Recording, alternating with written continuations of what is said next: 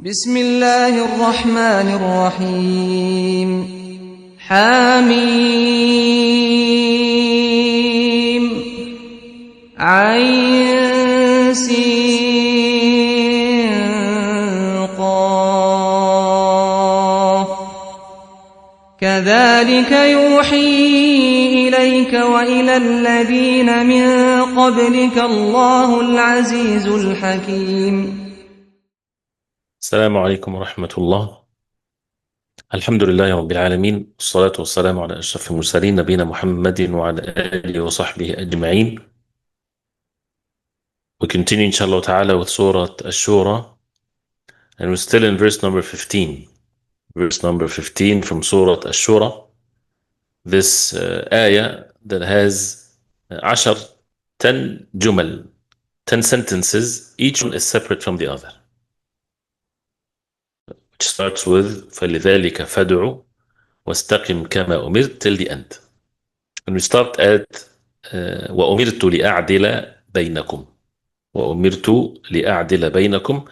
That means I have been commanded to be just, to do justice among you.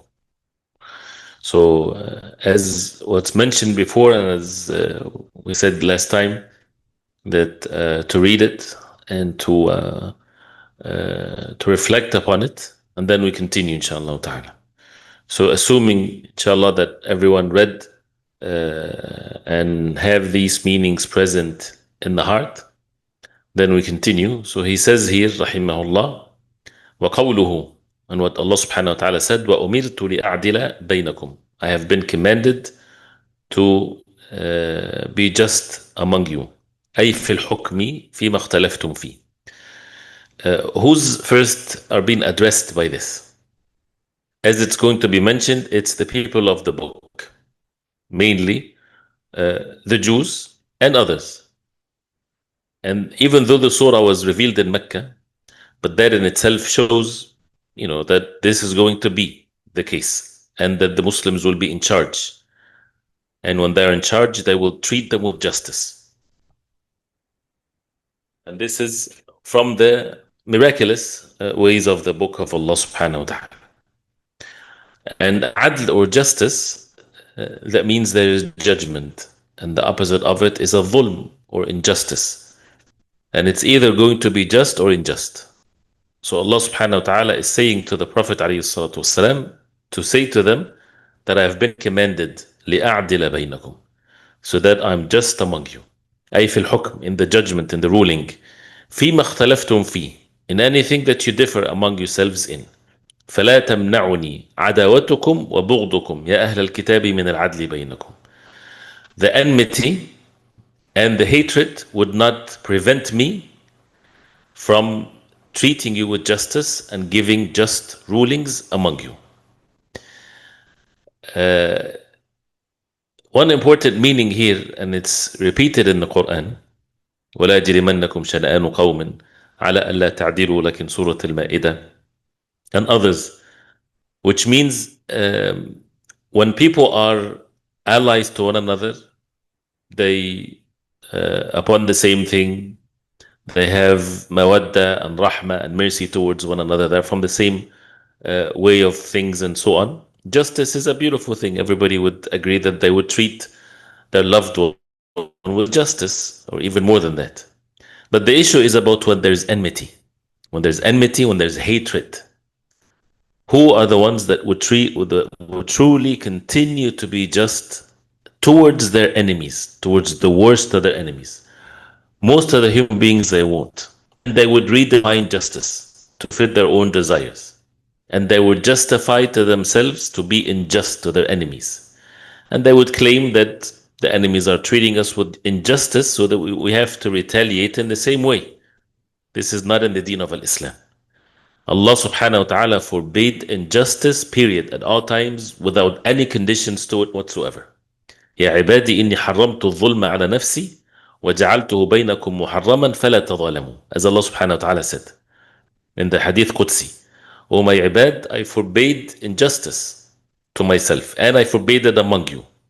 So therefore, لا تظلموا, do not wrong one another, do not treat one another with injustice. with ظلم. So this is for someone to think, and every human being would have some form of understanding to this, so they can relate to it. Anybody to think, oh, justice is such a perfect thing, it's a beautiful thing. But justice is not just to your people. The justice is to your people, to the enemies, to the worst of your enemies, to everyone.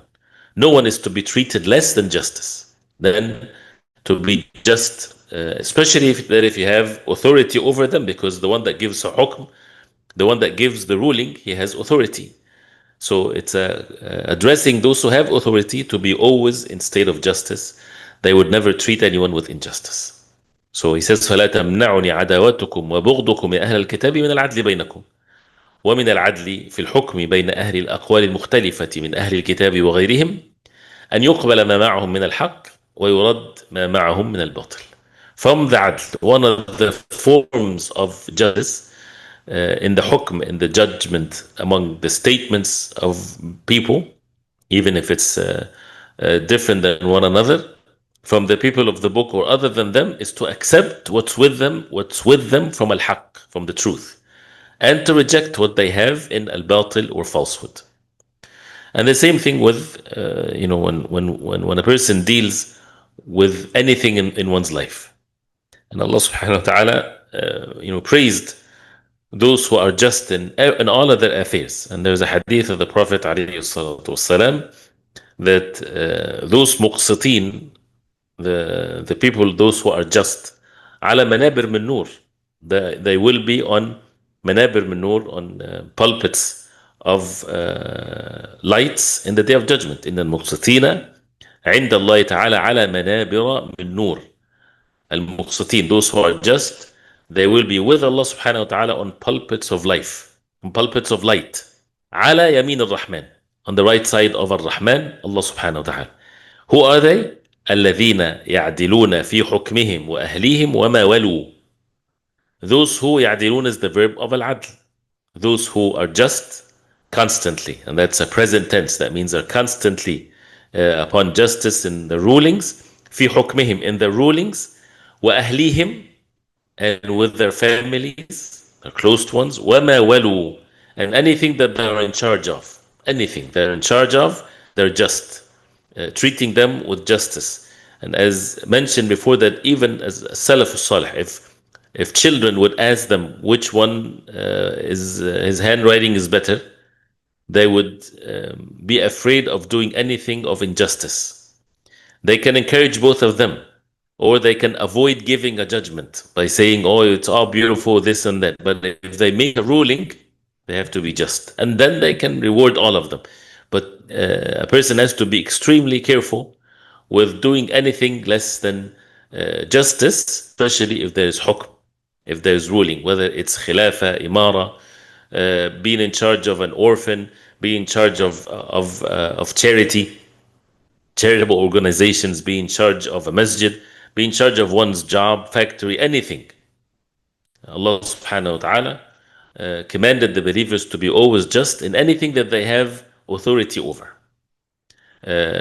He says, even if it comes from the weaker one, even if it comes from your enemies, as we heard. وَأُمِرْتُ لِأَعْدِلَ بَيْنَكُمْ اللَّهُ رَبُّنَا وَرَبُّكُمْ. Allah subhanahu wa ta'ala is our Lord and your Lord. أي هو رب الجميع. He's the Lord of everyone.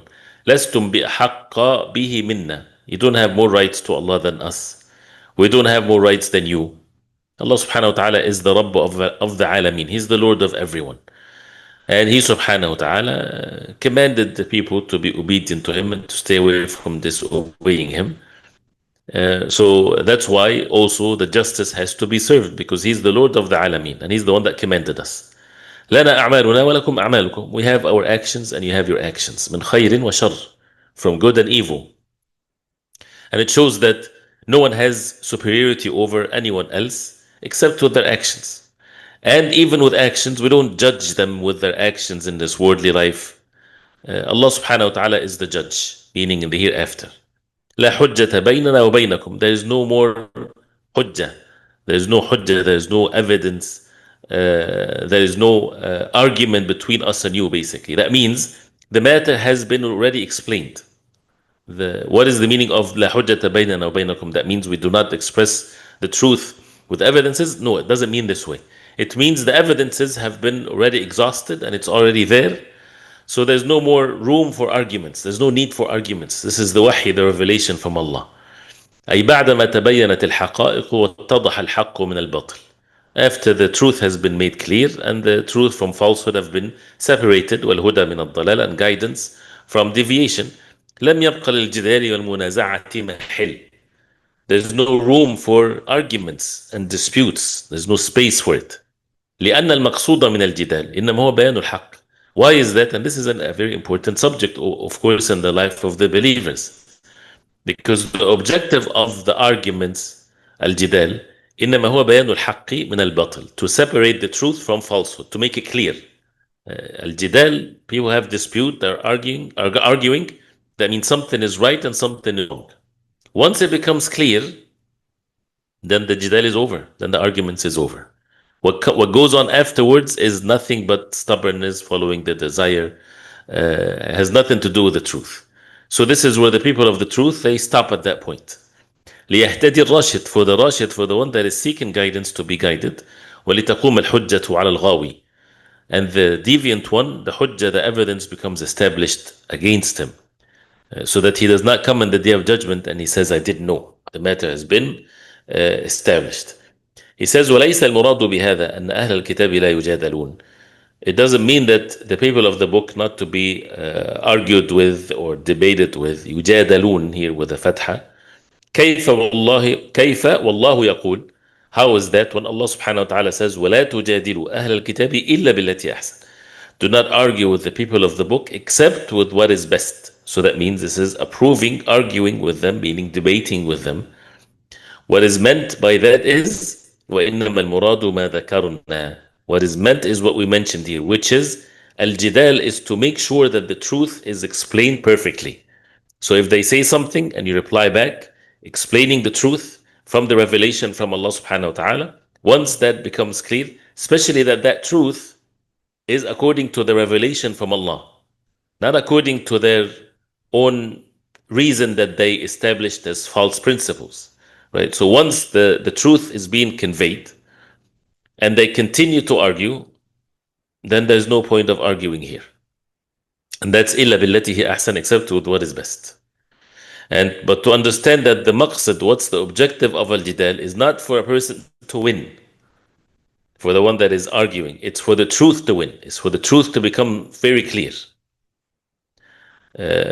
He says, Allahu yajma'u baynana wa ilayhi al-masir. Allah subhanahu wa ta'ala is the one that will bring us all together, meaning in the day of al-qiyamah, wa ilayhi al-masir, unto Allah subhanahu wa ta'ala, al-masir, the final abode, the return, the final destination. He says, يوم القيامة, in the day of al-qiyamah. فيجزي كلا بعمله.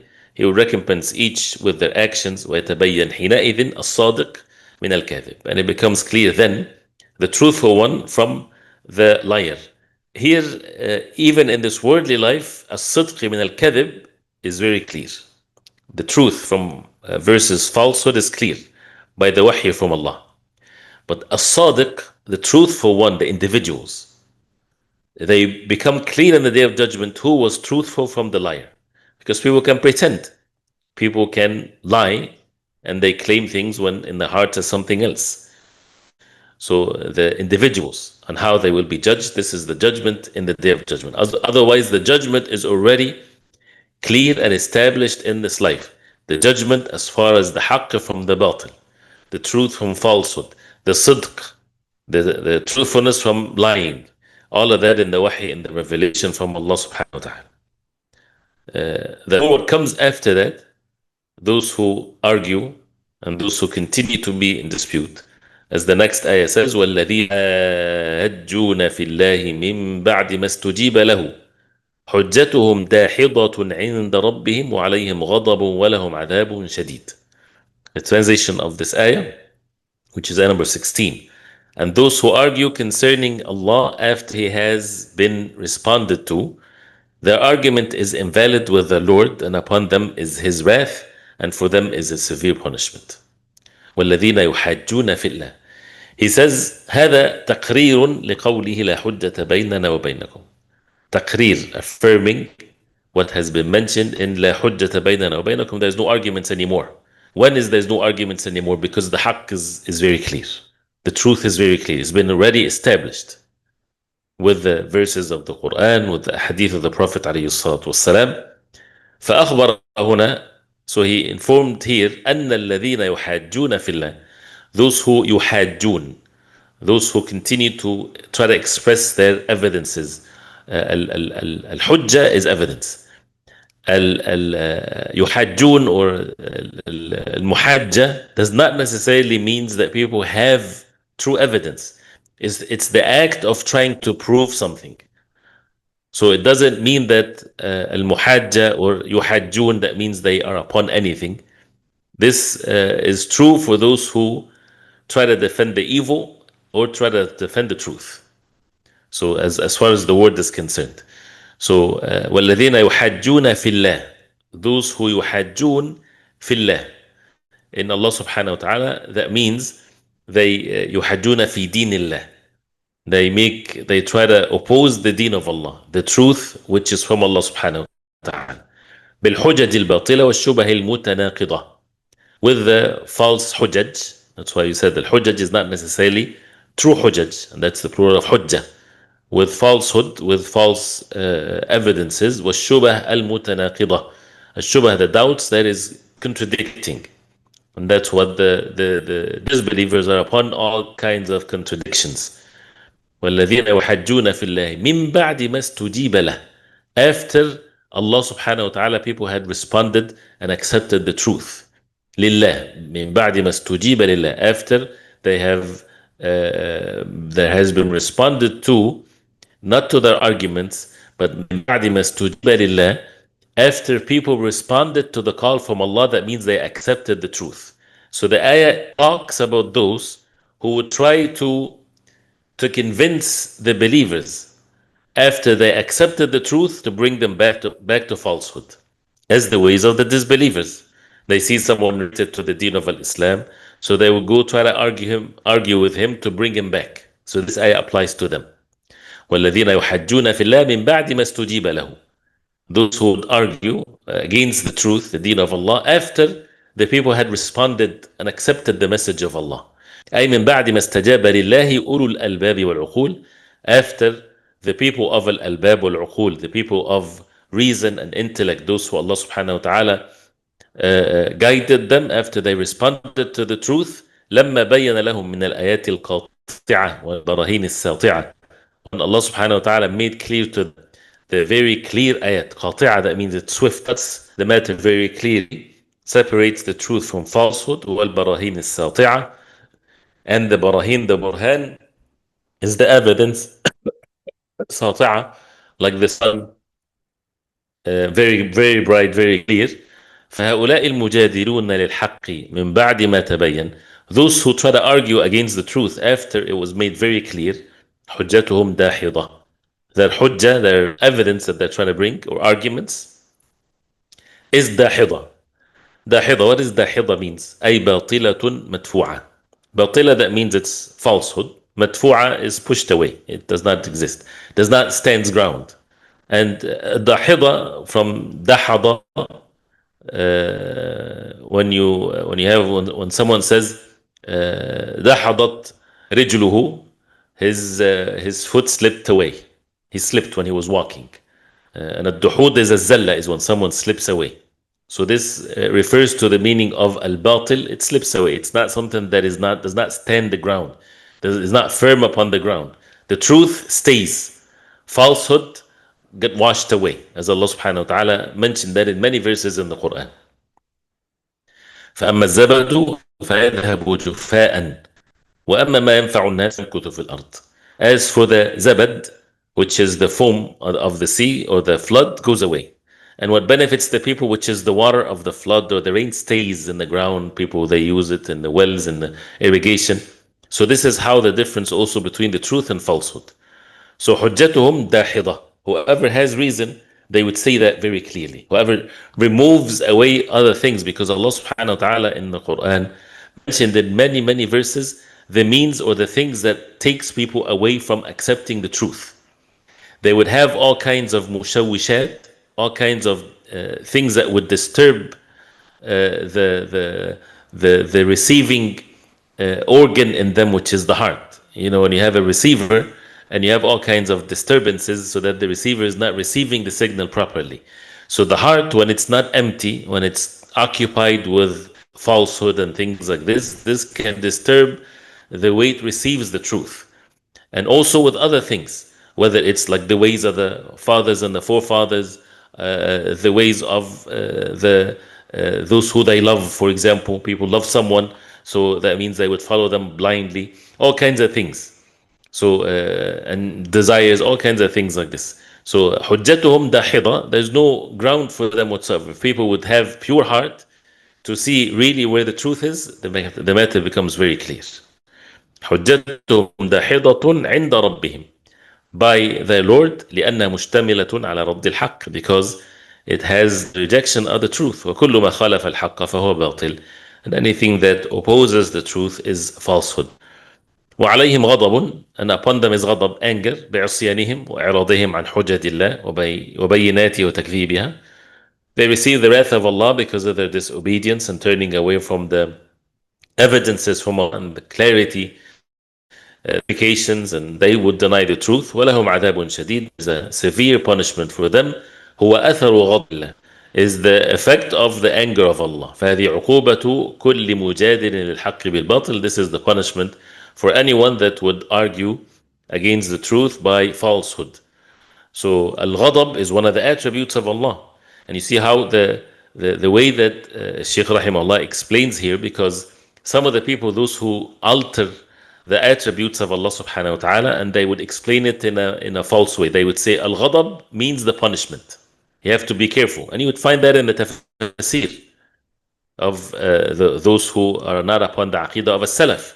They would say that al-ghadab, or the anger, is the ghadab means the punishment. Right? The ghadab does not mean punishment. The anger does not mean punishment. Right? The outcome of the anger is punishment. Right? So, but it's not in itself means punishment. So as always, the way of the people of Salaf, the people of the early generations of Islam, and the four Imams and everyone that is upon the truth, they would leave the attribute of Allah subhanahu wa ta'ala the way it is. We understand what the ghadab means, but how this ghadab is, Allah knows best. The ghadab, the anger for the human beings, it's human beings, they're deficient. Right? They're weak. It's weakness in them. Right? But for Allah subhanahu wa ta'ala, nothing is the like of Allah. لَيْسَ كَمِثْلِهِ شَيْءٍ. No similarities, no altering the meaning of it, none of that. And that's why we say Allah knows best how. But that's why it says وَلَهُمْ عَذَابٌ شَدِيد, and they have a severe punishment. This is the outcome. وَهُوَ أَثَرُ الْغَضَبِ. أَثَرُ غَضَبِ اللَّهِ عَلَيْهِمْ. This is the athar of the ghadab that is from Allah subhanahu wa ta'ala onto them. Why is that? Because they argue against the truth with falsehood, knowingly, because the matter has been made very clear to them.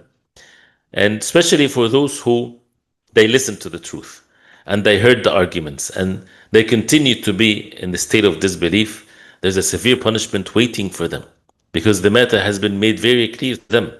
Different than someone that doesn't know, or a matter is not clear yet for him. So as you hear here, the ayat, very precise, very clear, and that Allah subhanahu wa ta'ala commanded the believers to be upon the truth and to call upon it and to be steadfast and not to follow the ahwa, what people like or desire. And one of the great benefits here is that al-hawa, one of the meanings of al-hawa, or the desire, it has to do something with what a person loves, what a person likes. So to be careful, to be extremely careful with what a person likes, what a person loves. It doesn't mean necessarily that this is the truth, right? The truth is the wahi from Allah subhanahu wa ta'ala.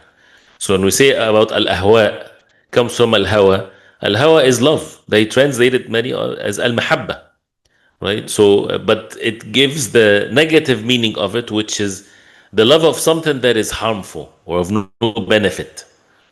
So that means the haqq, the truth, is not affected by what you like or what you desire. The haqq is before all of that. That's why whoever Allah subhanahu wa ta'ala wants good for, that He would purify their hearts for them to know the truth without being affected by feelings, liking something, hating something, liking individuals. Many of the people, they would divert themselves from the truth. They block themselves from the truth because the one that carries the truth is someone that they already hate. And that's why when they spread hate towards the believers, for example, why is that? They know the way of Iblis is very clear. Because if they hate someone, then they don't want to hear nothing from him, right? So this is how the hawa is, how the desire comes in place that diverts the person from knowing the truth. So that's why Allah subhanahu wa ta'ala ordered the believers to stay away from al-hawa, from the desire that opposes the truth. So know the truth even if it's against your own desire. And ud'uhum, invite them to the truth even if they hate the truth. Your job is to invite them. They don't have to like the truth to invite them to it. Person would say, but if they don't like something, how can they accept it? It's not your job. You just invite them to the truth. Don't divert away from the truth. Don't try to hide the truth. Don't try to make the truth fits their own false principles, for example. Right? Say it the way it is, with kindness, with goodness, with all kinds of things, but do not follow their desires. وَلَا تَتَّبِعْ أَهْوَاءَهُم. You have the haqq, you have the truth. And if someone rejecting the truth, at least you fulfilled your job. And this is what the effect comes when people are holding firm to the truth. And again, always witnessing the truth versus what a person desire. What we desire is not necessarily the truth. The truth is beyond ourselves and our relationships and our likings and all of that. The truth is the wahy from Allah, the Quran and the Sunnah of the Prophet ﷺ, according to the way of the early generations of Islam, not according to those who would twist it to fit their desires. Till the end of what the verses had mentioned. So we ask Allah subhanahu wa ta'ala to make us benefit from it, inshallah. If you have any questions, go ahead, inshallah. And again, the benefits, there is no end to the benefits. If we talk about benefits of these verses, we can stay for hours and hours. That's why the Quran, it's important that we keep on reciting it and reflecting upon it and making sure that on our personal levels, we benefit from these verses so that we are following the commands of Allah subhanahu wa ta'ala. So it says here, even if this ayah, ghadab and adhab, mentioned as separate things. Now, so al-ghadab, as again, it's an attribute of Allah. That the author of it, the effect of it is the adhab, is the punishment. Now, in a different surah, Shu'aib alayhi salam said to his people, if we go back to your ways after Allah has guided us, then we would have fabricated against Allah. So if one who was on guidance changes his way of living, this is a fabrication against Allah. It gives, yes, the same meaning. And that refers to those who they are guided and then they return back to misguidance. Or they are guided and those who are misguided, they go after them. They're fabricating, they're lying about Allah subhanahu wa ta'ala. No. And one of the ways of the hypocrites or the disbelievers, that they would fake their iman, their faith, so that they would return back and they would deceive people by saying, this is not the truth, we discovered that it's nothing. وقال الذين أوتوا الكتاب آمنوا بالذي أنزل على الذين آمنوا وجه النهار واكفروا آخره لعلهم يرجعون. They said, some of the people of the book, they said, believe in what the believers believed in and then disbelieve of it at the end of the day, so that they would return back. They want to take them back to disbelief. So they would try to deceive them. And if they can't take them completely to where they want them to be, but at least to deviate them. And this is what they work on, so that they're away from the truth to be on something else, something that is distorted. What's the ruling on Muslims who engage in interfaith where they might invite Jews and Christians to their events and centers, give them a platform to speak, and they compare the similarities between Islam and other religions in order to get closer to them, which often leads to things like watering down the deen to please the kuffar. This movement of interfaith it's well known and it's clear. This is something that is not permissible, of course, and it leads to so much acts of kufr, acts of disbelief, where people, they would hear disbelief, falsehood clearly, and they can't forbade it, because this is part of the interfaith, is that you don't forbid the evil. You don't talk about falsehood as falsehood. So as mentioned, so you just talk about your own thing without saying anything against what the others they said. And your own thing, right, is لَقَدْ كَفَرَ الَّذِينَ قَالُوا إِنَّ اللَّهَ وَالْمَسِيحُ ابْنُ مَرْيَمَ. This is our belief. So this is something that is unique to the deen of Islam. Because when people say that you cannot say anything against their belief in the deen of the Quran is already perfected. So everything is in it. So what's the true belief in Isa alayhi salam, Musa alayhi salam, and so on? So this is something that is not permissible for a Muslim to engage in these types of things. But it's valid. It's okay to engage in some form of relationships, yes, and meetings and all these types of things. In any other things, neighbors, helping one another to clean the streets, things like this, but not to approve differences in religion as something that is okay or so, and to be able to treat each other with justice, as we heard, with goodness and so on, but without compromising the truth that Allah subhanahu wa ta'ala revealed to the Prophet alayhi salatu wassalam. Barakallahu feekum. Attendance code is Adl, no, or Adil, either way, inshallah. What is the difference between Allah's names and attributes? There are major differences, of course, but the names of Allah are the name, Ismu Alam, like usually comes with an Alif Lam.